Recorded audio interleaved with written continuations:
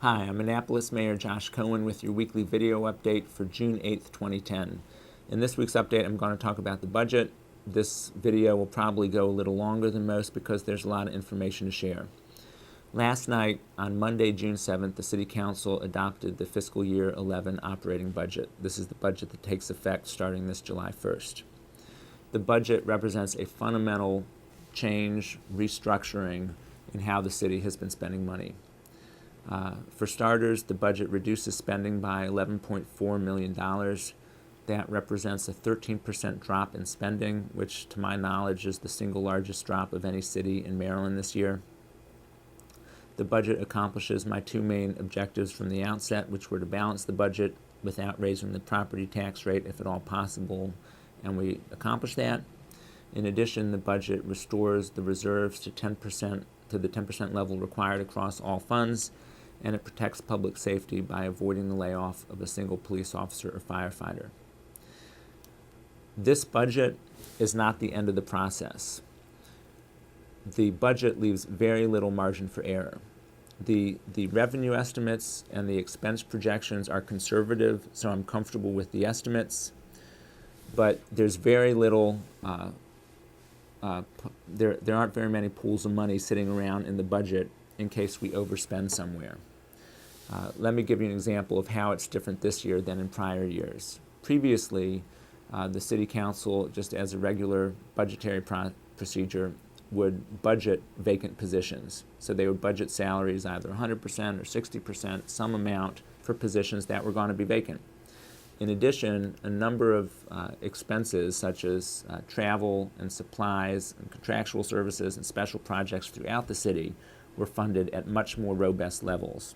What that means is if a department overspent in any category, there were pools of money sitting around that could just be shifted and make up for it. We do not have that luxury this year. What that means is not only do department heads need to stay within their 12-month annual budget, but they need to break it down month by month, even week by week, to make sure that by the time we get to June 30th, they're not in a deficit. And that's going to require very close monitoring and supervision of all expenses, particularly of overtime, but also in terms of consumption of services and supplies. The consequence for overspending a budget, unfortunately, is going to be having to make more cuts mid-year, and because we are so tight already, it's probably going to mean eliminating more positions. The real philosophical difference on the council last night was how much do we need to cut right now? A number of alderpersons wanted to cut another $1 million or $2 million and lay off another 10 or 20 employees just to be sure we would have a cushion to get through the year. I think that the budget we passed, even though it's tight, is responsible and realistic, really based on the track record of the first 6 months of this administration, where thanks to a lot of work from my administrative team and department heads and employees, we've managed to reduce overtime spending by about $200,000 a month. We're already doing a much better job of reducing expenses and managing to monthly budgets, and we need to continue and intensify those efforts over the next year. But if we do that, I'm confident that we can get through the year. Now, how does the budget impact city employees? It definitely impacts all city employees and in different ways. And for the rest of this update, I want to talk about what the budget means for employees moving forward, as well as the special early retirement offer for police and fire. When the City Council passed the budget last night, it also unanimously ratified all 4 union contracts. Employees represented by AFSCME, as well as civil service employees who are not represented, are going to be taking 4 furlough days in the coming fiscal year. That equates to a pay reduction of about 1.5%.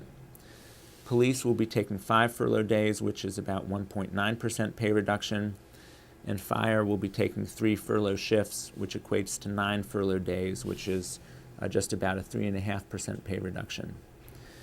All of those pay reductions are going to be spread out throughout the year, so employees are not going to be taking a particularly large hit on the paychecks where they have furlough days. It's going to be spread out throughout the year. But in addition to the furlough day pay impacts, employees are going to be paying more for health care across the board. All employees are going to be paying 20% for health care as opposed to 15%, and the city will pick up the remaining 80%. There's some other changes. For example, police and fire retirees are going to be paying 30% of their health care as opposed to 25% that they're paying now. All contractual employees are going to be taking a 5% across-the-board pay cut. All employees making over $100,000, as well as me, even though I'm not making $100,000, are going to be taking a 5% across-the-board pay cut. And even though there's inequities among employees, contractual, non-represented, unionized, etc., these reductions are the result of months of intensive union negotiations. And all of these concessions are vitally important to help the city get through this budget crisis, because personnel is by far the largest chunk of the city expenses. And without these concessions, unfortunately, it would result in even more layoffs than I've already had to make last March. The police and fire retirement incentive is a tool that the City Council and I are relying on to achieve significant savings, particularly in the fire department, and thus avoid having to do additional layoffs. The essence of the incentive is that police officers and firefighters who take advantage of this incentive will receive an extra 2 years of service credit towards calculating their pension. For example, if you have 18 years of service, you can retire as if you had 20 years of service at 50%. If you have 20 years of service, you can retire as if you had 22 years of service and retire at 55% of your salary, etc., up to the maximum of 70%. In addition, whatever salary you're making right now is going to be considered your average top earning salary. And depending on which system you are in, you either need 1 year or 3 years worth of earnings. But whatever you're making right now, that will be considered your top salary for purposes of calculating your pension. In order to take advantage of this one-time offer, the employee needs to go down to Human Resources this week and sign on the dotted line by the close of business this Friday, June 11th. Initial feedback from Chief Stokes and Chief Perstoop, as well as some of the union reps, indicate that a number of employees are very interested in these offers, and frankly, they're going to apply really to employees who are already considering retirement anyway, but this incentive may provide the extra financial boost to really make it to the employee's advantage, and that's the goal, so that we can achieve the savings we need as a city without having to lay off any police or fire, and offering some incentive that will make it a win-win for the employees as well. So that is the very short story about the budget last night. There's some other changes to come. Next week, the City Council will be considering a 25% increase in water rates, which will result in about a $15 per quarter increase for the average household. There's a lot more work to be done in transportation, which may require eliminating some additional bus driver positions, even though we're going to do what we can through scheduling to avoid laying off bus drivers.